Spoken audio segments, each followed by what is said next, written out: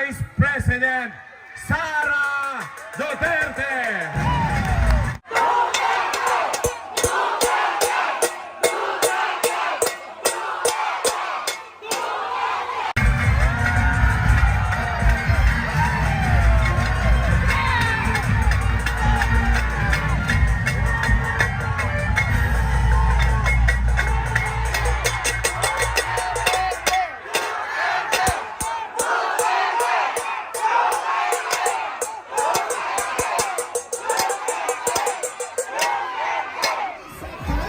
At Doc Aisara Cano, maraming salamat po.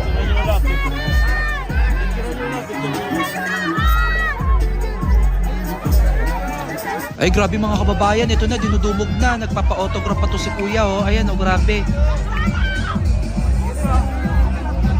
Grabe mga kababayan, oh, nagkikita na po pati mga mainstream media. Ayan, dinumog na po kasi si Vice President Sara Duterte. Papasok na sana siya dito sa kanyang service, pero ayan, sinarado na muna dahil nga po para dito sa ambush interview ng mainstream media. Kaya lang hindi tayo makapasok mga kababayan dahil sobrang daming tao po ang gusto makapagpa-picture kay Vice President. Grabe mga kababayan, pinagkakagula po si VP Sara.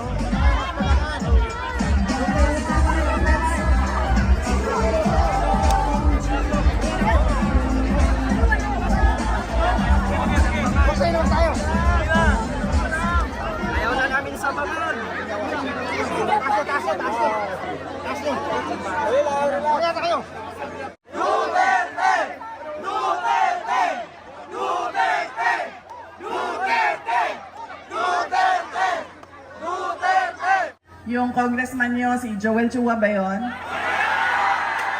Sabi nung isang kaibigan ko na tiga Cebu, na kaibigan din niya. Sabi niya, pare, bakit mo naman ginaganyan si Sara? Wala naman niyang ginawa sa iyo. Sinisira mo ang pangalan. Sabi niya doon sa kaibigan namin, putang ina pare, hindi ko naman kilala si Sara at hindi niya ako kilala. So ano bang pakialam ko sa kanya? Putang ina na rin. Putang ina na rin. Nandito ako ngayon sa distrito niya.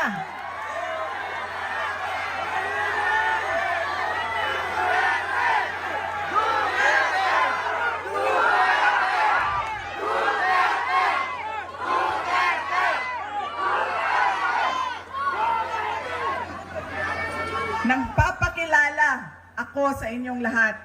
Ako, si Sara Duterte. Kaya ko makipag-away sa kanal.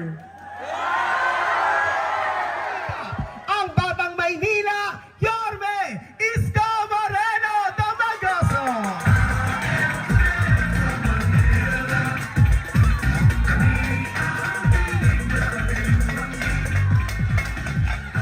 Magandang gabi mga batang Quiapo. Nako, balita ko, kanina pa kayong alas 6 ng gabi. Di wala nagsaing sa bahay. Patay. Maraming titila pong kaldero.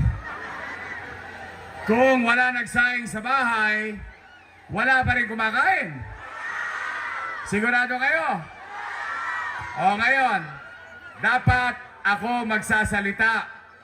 Pero ngayong gabi, very special ang gabing ito sa Quiapo. Dahil mas gugustuhin ko na mapakinggan ninyo ang mensahe sa inyo mismo ni dating Pangulong Rodrigo Roa Duterte. Nadadaling sa atin ang mensahe na yan ng kanyang maganda at magaling na anak na Vice President Sara Duterte. Walang mawawala sa akin. Nawala naman ang pangalan ko dahil kinuha nila at niyurakan nila. Pero nakalimutan niya ang kandidato siya ngayong eleksyon na ito. Kaya ano ang dapat nating gawin? para kay Apple Nieto? O hindi lang iboto, ano pa ang dapat nating gawin? Ikampanya, idala sa lahat ng mga presinto at sabihan ang ating mga kasama, bigyan nyo ng 0. Yang putang inang Joel Chua.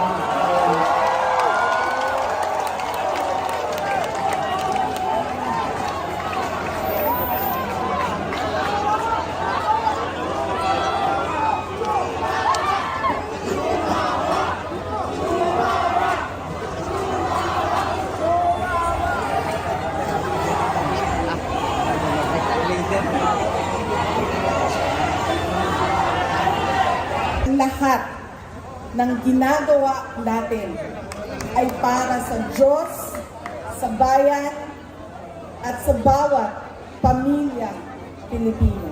Syukran.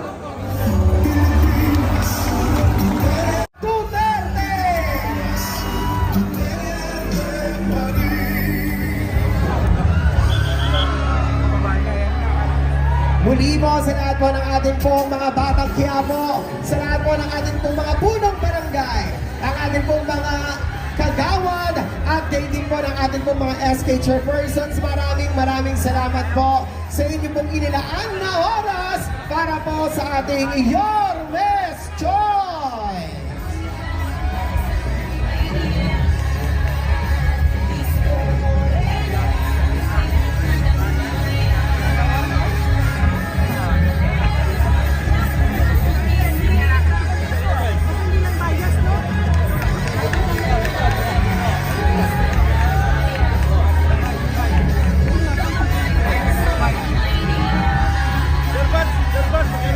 At sa lahat po ng ating pong mga nakasama, ang taus-pusong pasasalamat po sa inyo po ang pagbibigay at pagkakataon na marinig ang lahat ng mga advokasya, plano at pangarap ng ating pong mga Your Miss Choice. Ingat po tayong lahat sa ating pong pag-uwi. Sabay-sabay po tayo, Manila!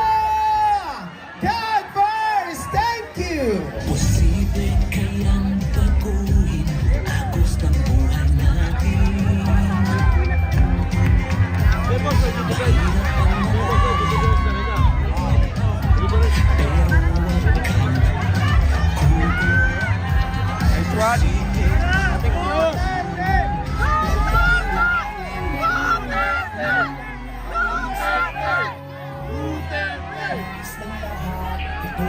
Muli po, maraming salamat po.